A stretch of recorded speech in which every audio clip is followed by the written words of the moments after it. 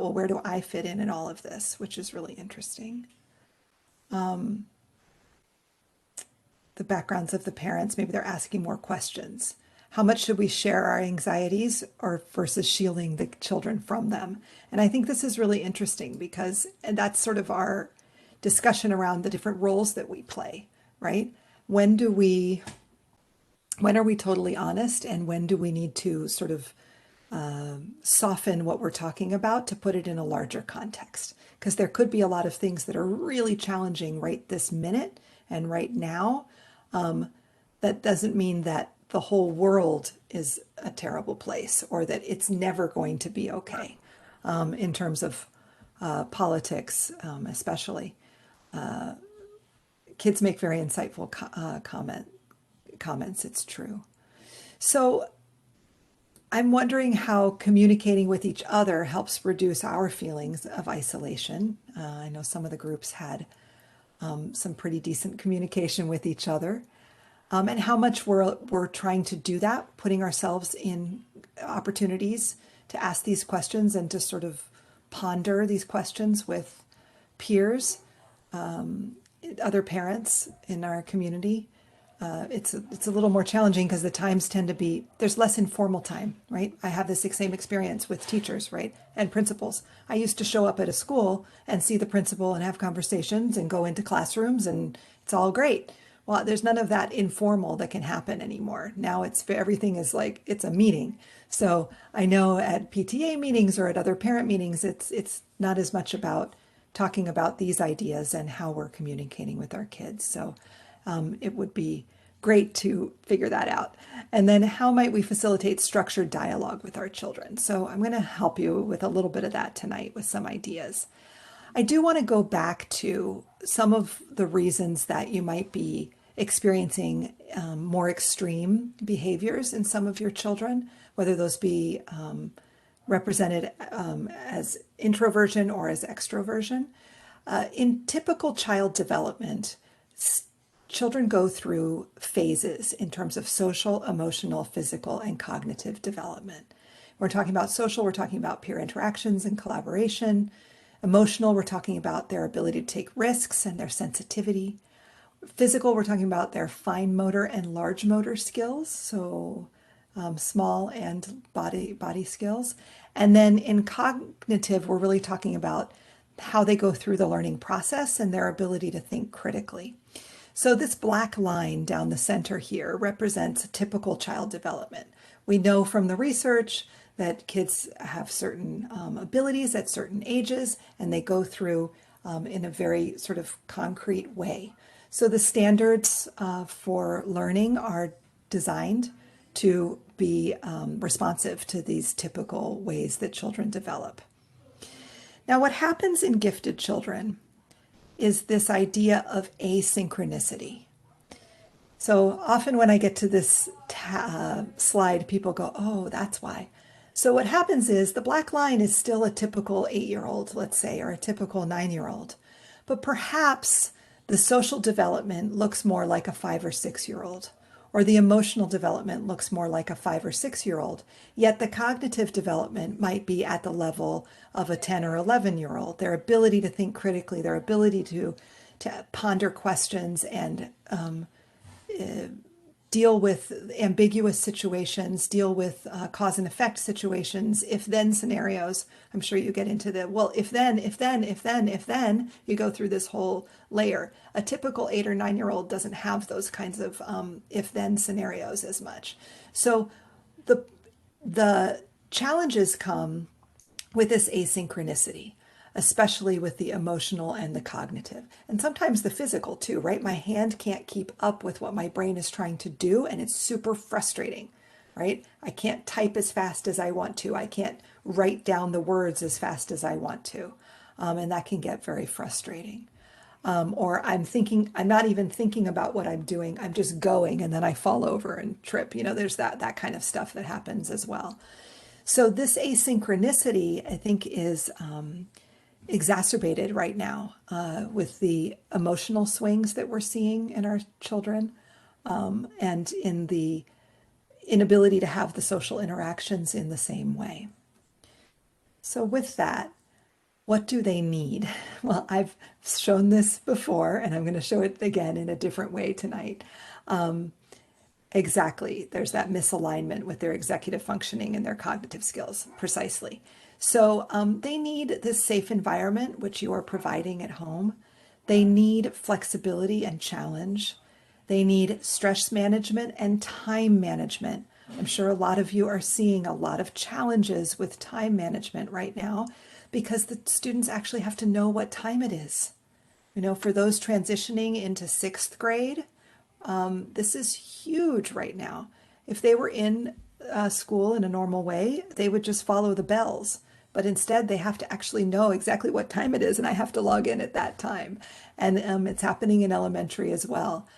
So figuring out, and then I have this amount of time that's for personalized learning. Am I going to use it effectively, or am I going to go do something else and then I haven't finished something? So all of that's a big part of it, and they need a lot of support in that area.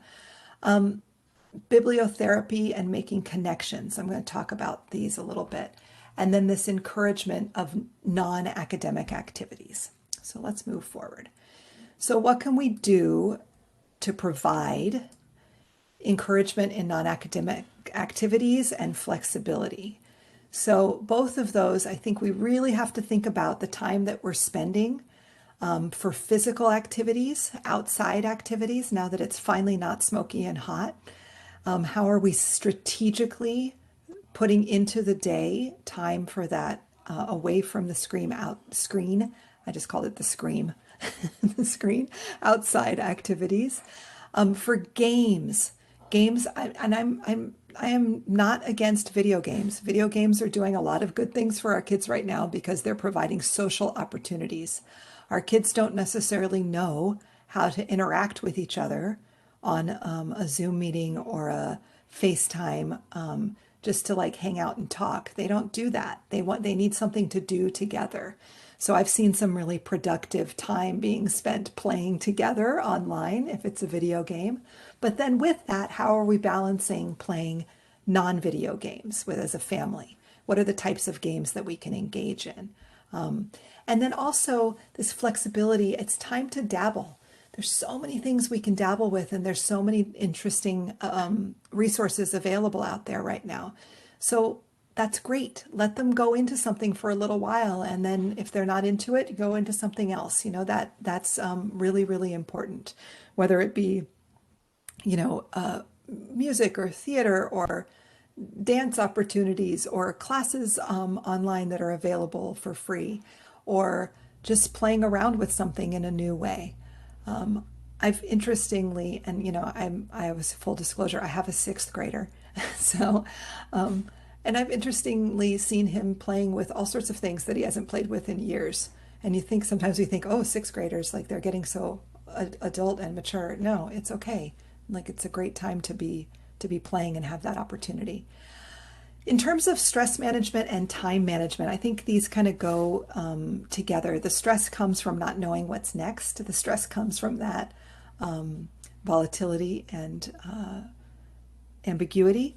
So I think it's really, really helpful. I don't know about you all, but I noticed with my own child that once school started, it actually helped because we had more structure and in the day, and using timers and checklists are really important. And then also taking the time for some mindfulness. You don't have to have a full mindfulness practice to be able to have some breathing techniques that kids can engage in, some visualization techniques. I highly recommend Headspace. I think it works really, really well for kids to be able to just take a little bit of a break, or perhaps it helps at nighttime sleeping, helping to get to sleep to sort of clear out the brain. So it's really important to take that time away from the computer.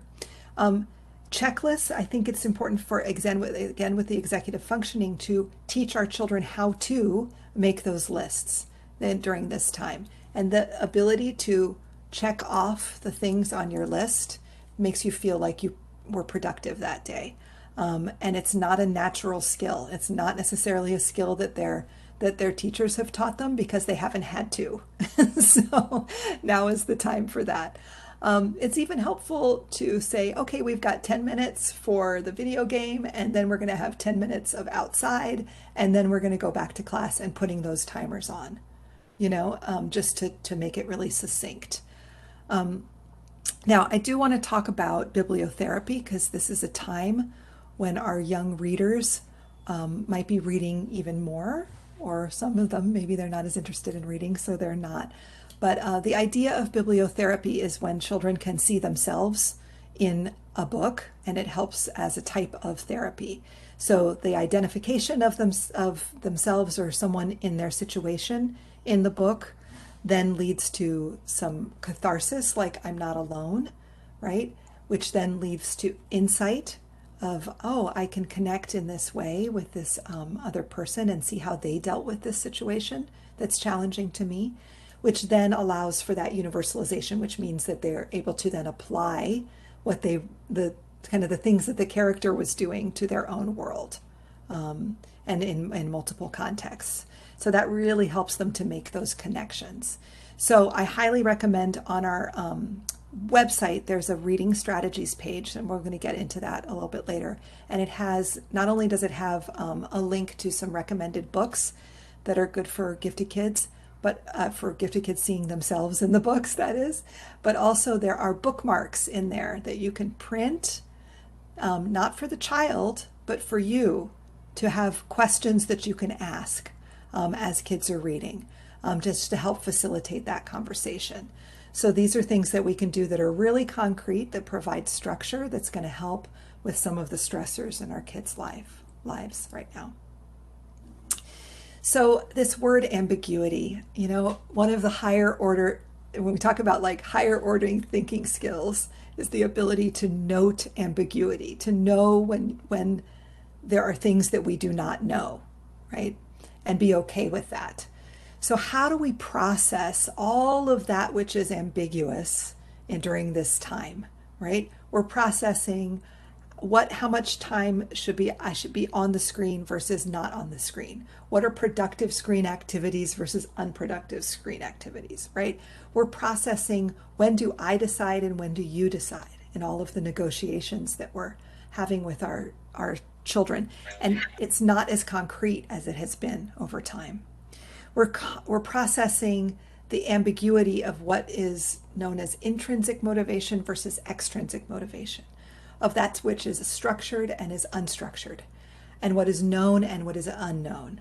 And what I want to really emphasize today is that there's opportunities for balance. The more that we can provide balance in these sort of ambiguous dichotomies, the more safe our children are going to feel. So I'm going to go through a couple of these for us. So I've heard from teachers and parents that it's been very challenging for our kids to build resilience during this time. They want to give up really quickly on something. And part of that is the environment in which we are living, where they're kind of jumping from one thing to another. So how do we build resilience with not only all of the images and issues that are coming at us, but also with the different types of options throughout our day? So some of you might have heard this before. When I was in the classroom, I always had a clock. When I was a teacher in the classroom, sort of a fake clock on the wall, and I would switch it so that it was really obvious when we were working whole group versus small group versus with a partner versus individually, because different children enjoy those different types of opportunities for learning. So that way I could visually demonstrate that I was providing balance, that it was fair. Gifted kids really want to know that things are fair. And when it doesn't seem fair, that's when the questions come, and that's when they're going to really push at you. So how do we help them to see that the options that we're providing throughout the day are fair? So are there times when I get to choose anything that I do, right? That the control is completely mine as a child. Are there times when the teacher drives what I'm doing? And then there are times when the parent drives what I'm doing. And there's times when we might decide together, right? Through a series of options. I always say the way that you build resilience and you get the children to engage with you is to provide options. Always saying, you can have this, this, or this. Which one do we want to do? Okay. But if you say we're going to do this, they're going to say, no, I'm not. Right. So this is extremely important with this kind of brain. Now you just have to make sure that the options that you're setting forth are options that you're comfortable with. Okay. But that would still be a parent driven experience, right? So a collaborative experience could also be something that my friend and I decided that we're going to do online, right? Or together in some way. So we want to be able to show our children that it's fair, that we have these opportunities throughout the day. And there's times when you get to decide exactly what you want to do and it's all up to you and I'm not going to bother you at all. There's times when you're with the teacher and you're doing what the teacher is asking you to do and you need to build resilience for that, even if it's something that you're not as interested in or you're finding it to be, quote, boring. You need to find the inputs of interest in that and think about what questions you have so that we can dig deeper on it later. But you need to be engaged with that and build resilience towards that. You can't just walk away from it. That's not okay. Later, you get to walk away and do whatever you want. But during this time, this is what you're doing, right? And it's fair because I'm providing all of those times. So it just gives kind of a visual for our kids to really be able to see that. And it takes a lot of explanation. Sometimes the thing that's perpetually interesting about gifted kids is they can be so abstract in their thinking and yet need such concrete directions. So sometimes you think, of course he's getting it because I've sort of made it seem like this would be the thing. But no, you have to actually be super concrete in it's fair because this is what's happening and this is what's happening. So thinking about that balance in terms of building resilience. I also want to talk a little bit about this idea of push and pull in motivation. When we talk about something that is a push, it's something that drives us internally. It pushes us towards behaving a certain way or doing something. So that's more of that intrinsic motivation, right? I'm super interested in music, so I'm pushed towards opportunities that relate to music. Or I really, really like series books that are related to fantasy, so I'm pushed towards finding every kind of fantasy series book that's out there. That's an intrinsic motivation. But there's also motivation that's known as a pull. That's an extrinsic motivation, where the environment or factors influence or pull you towards behaving a certain way or doing something. So that could be, both of these can be negative or positive, right? It's not like one is negative and one is positive. I could have negative pull, right, in terms of bullying or peer pressure or all sorts of types of things. I could also have super positive pull because I could be in a situation in a class where I thought I didn't like this thing, but suddenly I'm like, wait a second, I never knew it was that. Sometimes our kids get really cut and dry. Well, I don't like music or I don't like theater. Well, how do you know if you've never actually participated in it? Now I'm in the experience and I go, oh, wait a second, it's pulling me towards it and I'm actually enjoying it. So this is why this idea of dabbling with a lot of different things, especially during this time when we have time to dabble, is really, really important because maybe they don't know if the pull is there, right? The push is very strong, right? We get what's inside of us that we connect to immediately is very strong. So sometimes we have to balance it out. But sometimes that push, that intrinsic motivation can be too much, right? It can lead to isolation. It can lead to too much of one thing and not enough balance. So we have to kind of think about what is the balance and where can we find the pieces that help pull us towards the learning. Okay, so I'm sure some of you have experienced your kids saying, I don't want to log in because to the class because it's, whatever word they use, boring. But how do they know? Well, how do you know today? You're not sure what the teacher's going to do today. There might be something interesting and new that you haven't heard before. So today, I want you to think about, what are you hearing or finding out that you haven't found out before? And what questions are coming up from the particular story or from something that you're doing in class? So the routine might be the same, but what is one little thing that would be a star or an element that you hadn't heard before? And I want to hear about it after you're done, because I want you and me to now dig into that a little bit more deeply. Okay, so just thinking about, how do we get our kids to sort of pull towards it as well, to find the things that pull them. Okay, and to ask those questions. All right.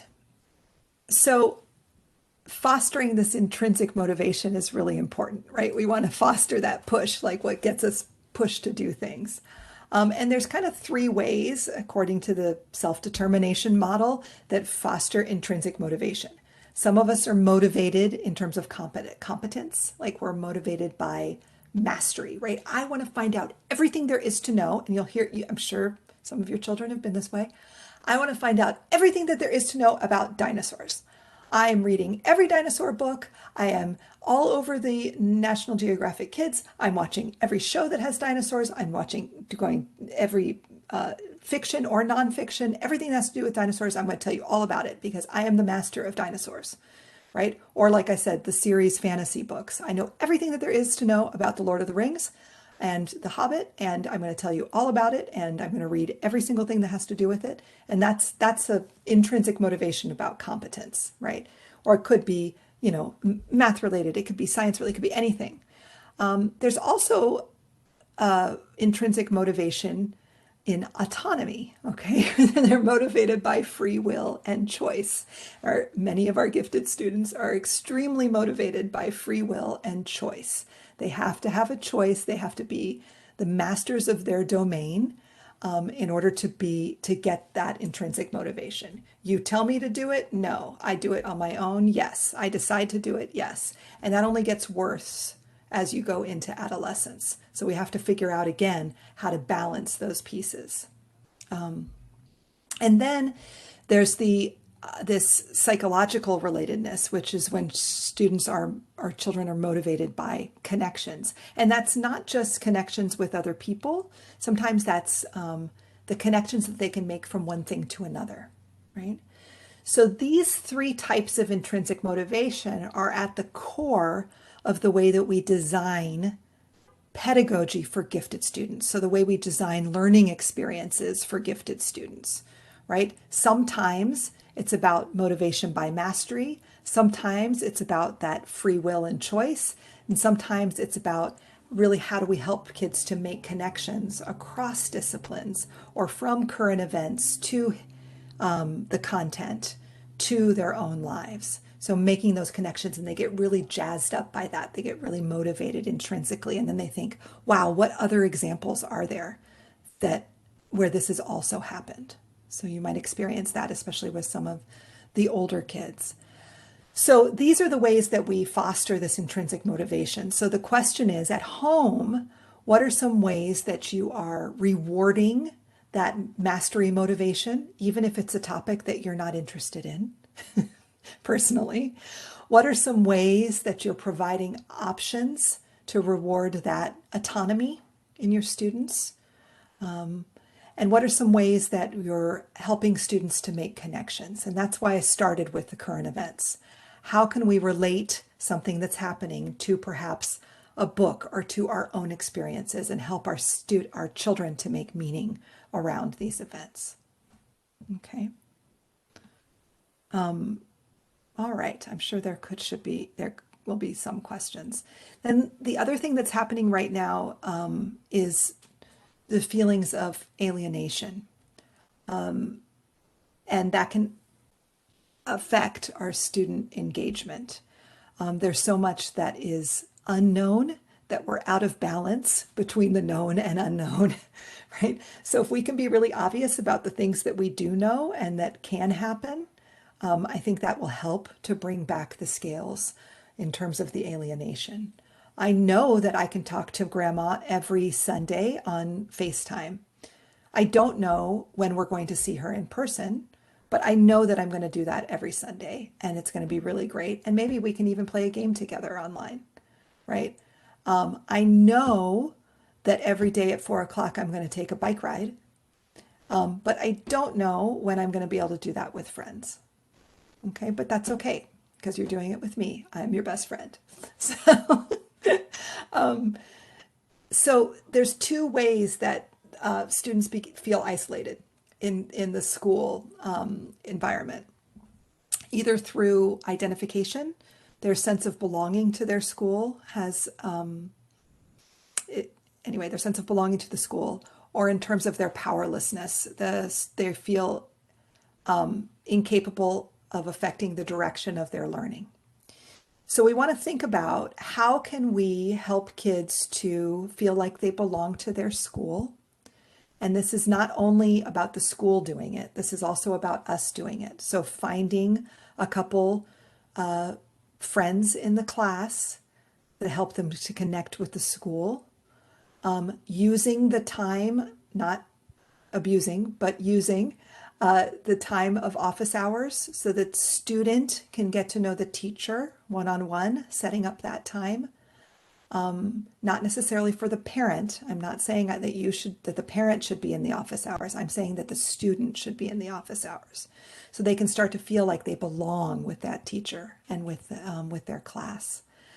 And then this powerlessness, that they feel like they can't affect the direction of their learning, they can also gain some power when they have that conversation, those one-on-one conversations with their teacher or with other students in their class. So trying to figure out how to reach out and create those opportunities is really important. And again, it's about the student connecting. It's not about the parent connecting. Okay? So I really encourage you to try to step back from being really, really there with your students while they're in school online and trying to let them have their autonomy and their own belonging in that space. And then you can have great conversations about it. If you're there the whole time, then it's harder for them to be able to share with you what happened and have those conversations. So I do encourage you to give them the space for that belonging and give them the space to feel like they can they can affect the direction of their learning through this, so that they start to feel more engaged in their classrooms. Okay. So then we get to what are these conversations? And in the like education stuff, it's always like, well, what's the dinner table conversation? Well, it doesn't always happen at the dinner table, and not everybody has dinner at the same time. So, but there are conversations that can happen throughout the day. I know for me, I'm working extra super full time. So as many of you are, so it's not, right now dinner is happening and I'm not there, but I will still have these conversations throughout the day at different points of time.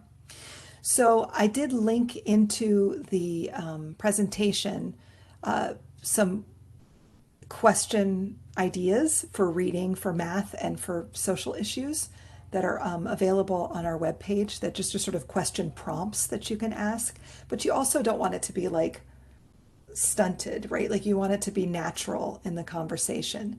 So I do encourage us to think about not shielding our kids, but keeping it within a range where we can analyze things from multiple perspectives. It's really hard for our kids if they're seeing the news all the time and then they're hearing us being angry about things, because it's really hard for them to even process, is this just this is their only world? This is the only world they know right now. They don't know that this is not normal. So if we can try to limit the amount of just stuff that's coming in and be able to guide the conversation and try to limit, and this is hard, try to limit our own feelings about it so that it doesn't get so out of control, so that our students can actually try to start to see the larger context. But I did link in some questions for you in there. And then The other thing that I has been super successful for me, I have to be quiet because he's probably close by, but is just this idea of prompting discussion every day about two good things that happened, two stars during the school day, and two stars not during school for your day, so that we can end the day focusing on that which is positive, focusing on the things that made us feel good in the day. And sometimes it might just be I turned in the assignment and I finished it and I feel really good that I checked it off. That's a star. And sometimes if it takes a little bit to come out, you might say, well, I noticed that during reading, I heard you talking. What were you talking about? Okay, so sometimes it's, oh yeah, I got to go into breakout rooms and we talked about something, So sometimes it needs a little bit of a prompt, but it's just a way to reflect on the day. Is two stars during school and two stars outside of school. So sometimes the outside of school might be, well, I finished a certain thing in Minecraft, or I built this other thing, or I was reading this book and I found out this. So, or I really had a great time when I went on that bike ride. So what are those stars? I have been surprised, I'll just say, with my 11-year-old at some of the things that he sees as stars. And it took a while. There was some really, it's been, there's been definite up and downs and extreme emotions happening as we transition into more adolescence and everything else. And the two stars has been extremely successful. Now, usually in reflection, you would do two stars and a wish. So what's something that you wished happened today? I have not really had that one as much. I've been really just focusing on the stars, but that's an option. Another way to do it is to think about the square and the circle. So what things became more concrete to you today?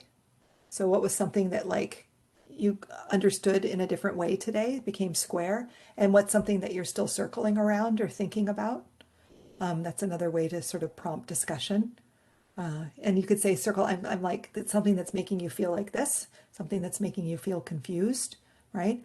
Or something that's making you feel at peace. With the square, we can also think about doing square breathing, which is a great meditation tool where you breathe in on the top and you breathe down out as you go down the square, and you breathe in as you go across, and you breathe out as you close the square. And it kind of puts your mind at ease. So what are some things that became more square today is really helpful. Another way to look at it, and this works better even with older kids, I would think, is the connected chain or the broken chain. So what were some links? Remember we talked about they need to make those connections. What were some things that connected for you today? Think about what, if we're thinking about our kids that are in multiple classes, what were some connections that you made across from different teachers today? Or what were some connections that you made with school and out of school? So what are some things that started to link for you today? And what are some things that broke, where the link was broken and you're frustrated by it? Maybe. Well, you don't have to give them the feeling of frustration, but where were the things that were where there were broken links? And it might be, I'm still confused about what I'm supposed to do to turn in this thing. Oh, okay. Well, you can solve that problem. Concrete, So, so I really encourage you to try these kinds of conversations. And then the other layer gives you some tools for having some of those academic conversations that perhaps it's more challenging for the teachers to differentiate in that way right now. But you can look at some of the types of questions and think about how those might be portrayed for your students. So we're going to actually do this in just a sec. But first, I actually did want to go ahead and show you on the GATE website. So this is the GATE page. If you go to, so it's just gopusd.com/GATE, or if you go to the PUSD website, you just find it under academics and programs. And if you go to the parent workshops and resources, in here, there are a whole bunch of articles that are really helpful, so that might speak to you in different ways to help with this. How do I have conversations with my child? There's also a gifted school at home during COVID-19 presentation that was put on by Sang, which is really a good one. And there's two articles here. This is resources for discussing racism and fostering math discussions. So those are what I was referring to. And then I do also have reading strategies in here.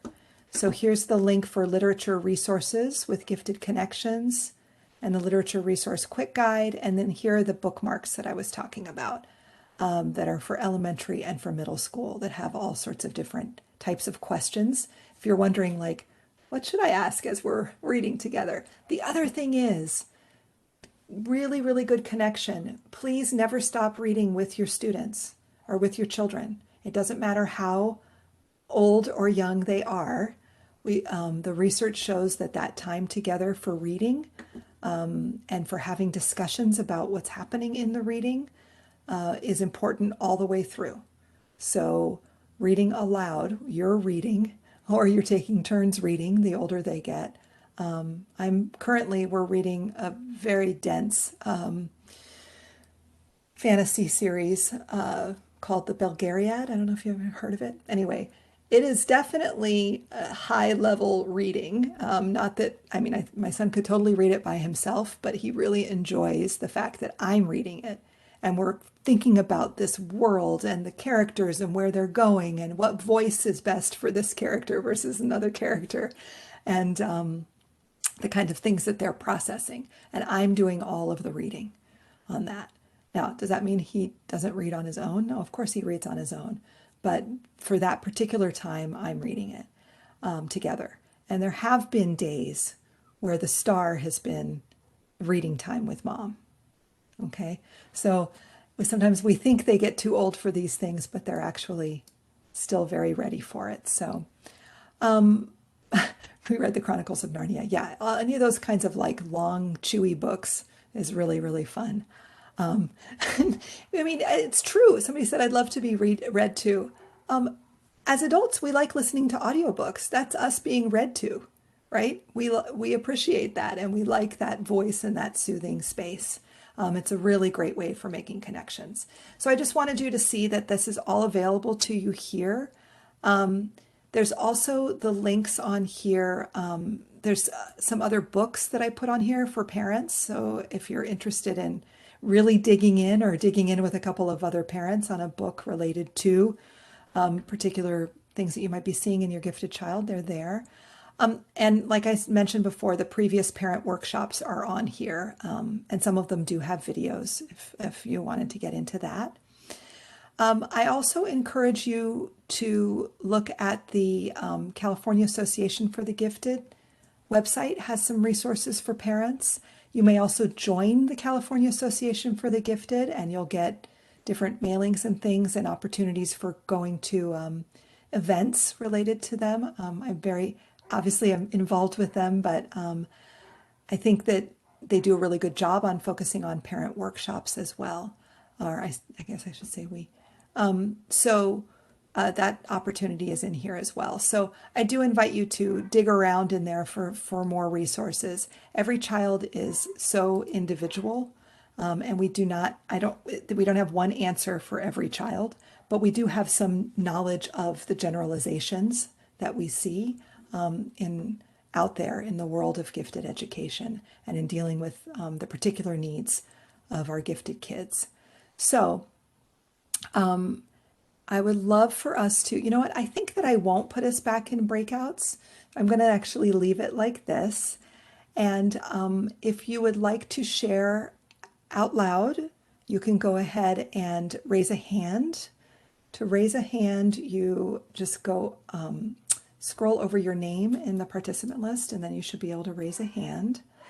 Or you can write in the chat, what were 2 stars from tonight's presentation? What are 2 things that you're taking away in terms of meeting or supporting the needs of your children?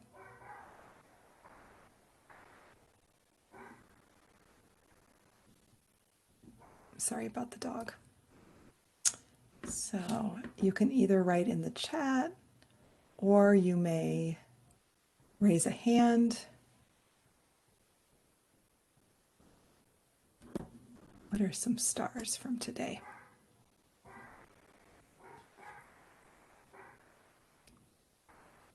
Sorry about the dog bark, if you can hear that. Pardon me. I think the bike ride that I speak of is maybe happening, and therefore the dog is very upset that nobody is with him. So sorry about that. Okay, great. The breakouts and the what do they need slides, good.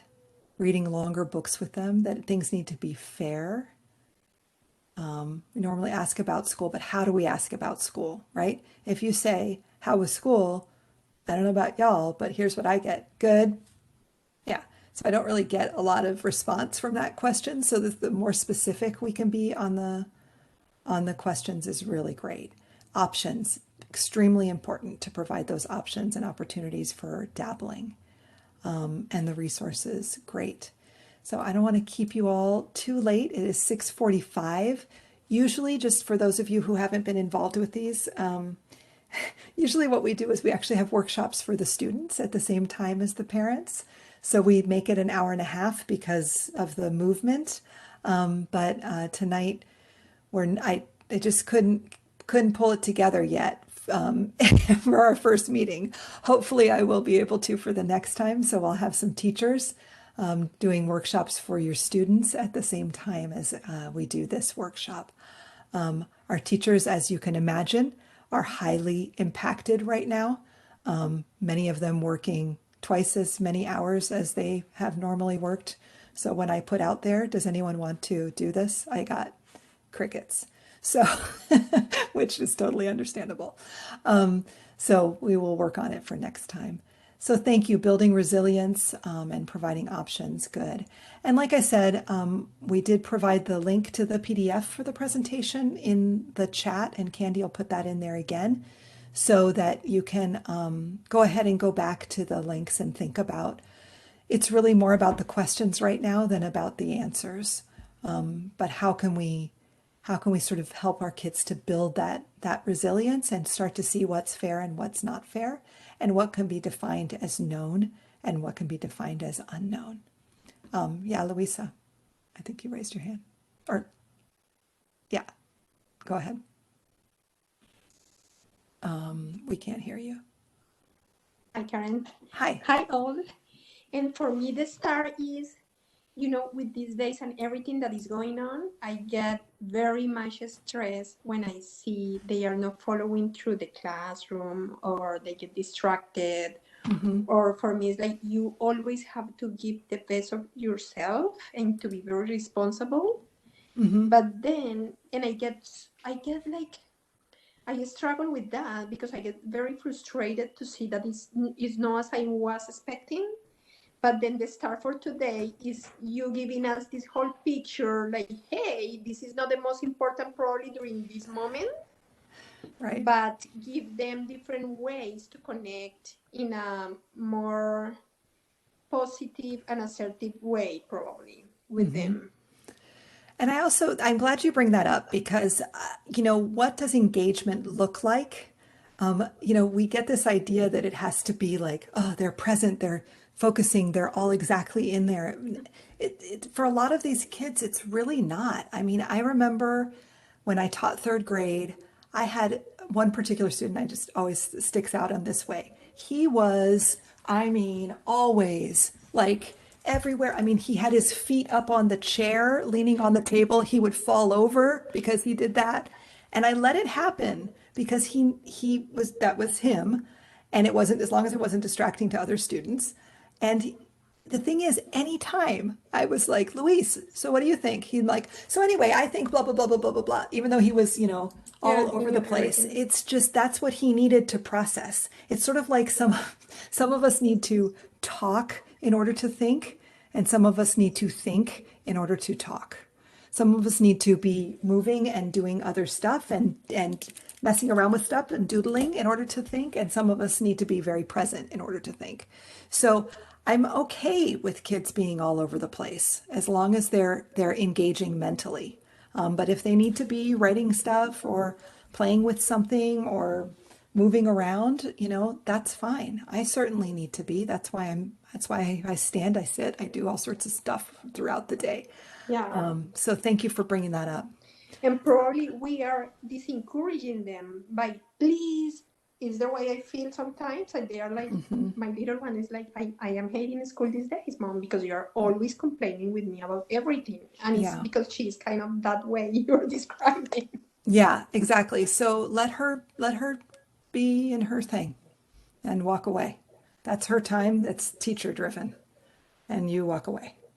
Once she's set up, all you have to do is make sure that she's in, right? And by this point, most of them should be able to get themselves in.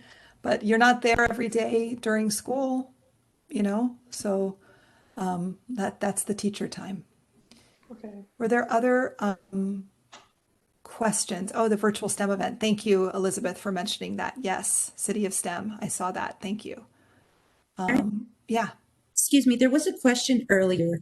The parent asked, how do we know as parents that GATE is being factored into the school curriculum? Yeah. So again, I don't want to get into too much detail about how we do that. Right now, I'm going to tell you it's really challenging because the way that we differentiate in our classrooms with our cluster groupings is, we allow different opportunities for the thinking skill or the process or the product or the content that kids are engaging with. And right now, with the synchronous and asynchronous, and teachers trying to work on when do I do small groups, when can I do whole groups, like I said, there's less opportunity for those extra questions that happen as we're walking around and for that intentional grouping and for that collaborative work for students. So a lot of the elements of what would be normally in place in a properly differentiated classroom are harder to see. So that's why I like to put the emphasis on what are the questions that we're asking our kids, not our students, our children, to take them through the content and beyond the content, because it's really a lot on our teachers right now to be able to try to do every single thing. They're just trying to make sure that they have everything that they can do. But the full differentiation piece is not going to be 100% there. That's why I do encourage you to have the child, again, do office hour with the teacher here and there so they can make those personal connections. And it's so different at every school right now that it's really hard for me to define what it looks like during distance learning,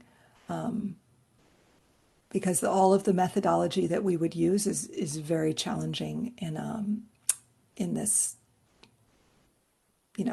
platform in elementary, that is. Hope that answers some of it. But I will say we have cluster groupings that are intentional, and the students are clustered with intellectual peers or with other gifted kids in particular classrooms with GATE certified teachers. So a lot of those teachers are doing some really interesting stuff, but I just can't make generalizations because it's so different in each school, in each context, and each particular teacher, because they're all on a spectrum of learning as well. So I might have a really amazing teacher for GATE who is just really challenged with all the technology right now and is trying to work it out. So, yeah. Other questions?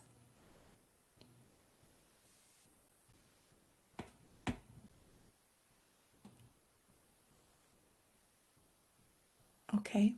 And people are welcome to go when they are ready. I'm just here if there's other questions or just things that you've noticed that come up that you'd like to dig in on a little bit more.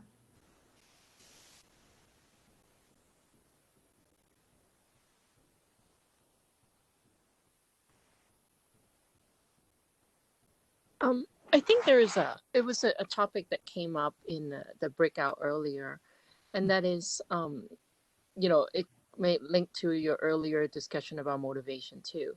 That kids, I guess especially this population, they when they're interested, they can get really focused in Mm-hmm. an area, and at the same time though, if they think a task is too easy, Mm-hmm. they're very unmotivated, and as a result, they end up not submitting, completing the work and submitting the homework.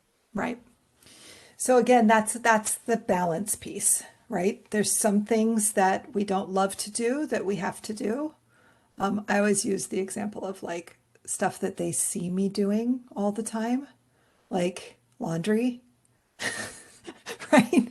Or, like I don't love to do that either, but I have to do it every day. Or I'll relate it to my own work, right? So my least favorite thing to do is X, but I really like to do Y. So I get X done so that I can do Y. I won't define for you all what the X's and Y's are in my job. I really like to do this. This is great.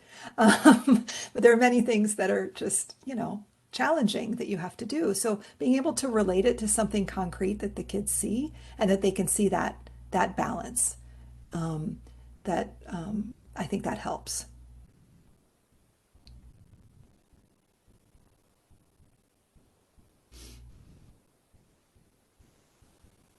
So it is okay to kind of basically put out the reality Yeah, that, just like there's things you like to do, there are things you don't like to do. right. And to me, in some ways, is kind of, I mean, earlier when you talk about the movement too, like, be all over the place. Mm-hmm. So it's like, to me, there needs to be a balance of that all over the place. Right. There's times when you need to sit still. There's times when you're moving all over. There's times when there's sort of an in between. There's times when I'm doodling while I'm working. Yes, it's true. I mean, just for some more extreme students, you're not going to get them to sit still. And, it's very interesting because sometimes that not being able to sit still can be misinterpreted as like an ADHD type thing. But it's not necessarily that. It's if a student can have extreme focus, then they're most likely not in that other category. So if your child is kind of all wiggly all over the place, has a hard time focusing, but also can have times when they're extremely focused, it's more about their interest. And so you can get some tools to sort of put that into place as long as there's balance. It's okay if you're doing it this time, but not in these other times. So it's kind of putting those limits. I find it interesting that I have a sixth grader, and he really started the need to move, Mm-hmm. only about 2 years ago, I would say. Mm-hmm. I mean, before that, it's not, that's never been the case. And then it's just like 2 years ago, is starting to needing that movement of, fingers or leg, while doing things. Mm-hmm. Yeah. Um, yeah, I mean, things come up in different times in different developmental phases, and kids can move through those developmental phases and sort of balance out as well. Um, so anyway, there's definitely a spectrum of behaviors that could be characteristics of giftedness and can be also interpreted as characteristics of other diagnoses. So the best, if you have extreme behaviors that are evidenced, it's a good idea to get a full diagnostic through a psychologist to figure out what those elements are. We do have kids that are known as twice exceptional, so that means that maybe they have like a special ed designation and a gifted designation, so that can happen. Sometimes there's like a spectrum of characteristics and behaviors in each of these areas. So sometimes is it the giftedness or is it the other diagnosis that's coming through? So again, I think as long as we're providing opportunities for balance of experiences and we understand that we can help the kids to be really concrete with the fact that that there's different types of experiences in life. And this is exactly why we have the heterogeneous classroom with a homogeneous cluster. because that way the kids get experiences with all different types of students and kids in turn that are maybe at a different level socially and emotionally than they are, right? So they can kind of see these different and have a lot of different opportunities. Um, anyway, so all of those are part of it. Yes. Karen, in that point, would it be important for us to analyze this type of behaviors with the situation that is going on right now, because it's very different, everyone is getting adapted, so probably if we start to see our kids like that, but that was never the case when they were at school, Mm-hmm. could we conclude that this is not because they have those type of conditions, but instead they are having like a different time. We Yes, are not teachers, we don't know even how to manage them in a best way possible, so they can start to get distracted as well, and it doesn't absolutely. indicate that, but it's just because of the whole situation. Yeah, and I would just talk about it and say, what do you need? Like, what do we need to do, like, so that we can get more balance? Like, do we need to do more physical activity? Do we need to do more, like, a yoga before we start class? Do we need to, what are the things that we need to do so that we can start to balance out a little bit? I also think it's important not to, to sometimes we get into like, oh, it must be this or it must be that, like diagnosing our kids. And that's why I always give that sheet that's the characteristics of giftedness, because some of these behaviors are normal in gifted kids. So, but they just seem like they might be something else. And I leave that to the doctors to decide if there's something else happening. I also know that a lot of our families are experiencing, thank you, Vasco family. Good to see you, or not see you, but glad you're here.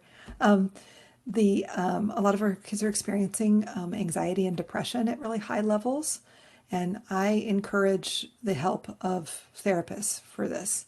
And when you look for a therapist, to deal, especially for kids in the adolescent ages, it's a really hard time to process all of this. And we are not therapists. I've been working in this realm for many years, and I'm not a therapist. So I worked with it with kids at schools, right? So having that support is really helpful. And there are therapists that specialize in gifted children. So if you're interested in finding out some of those names, I can help with that piece as well, if you email me. A session dedicated to executive functioning. That's a good idea. Let me think about that a little bit. All right, excellent. Other ideas or things that people would like to hear more of? Okay.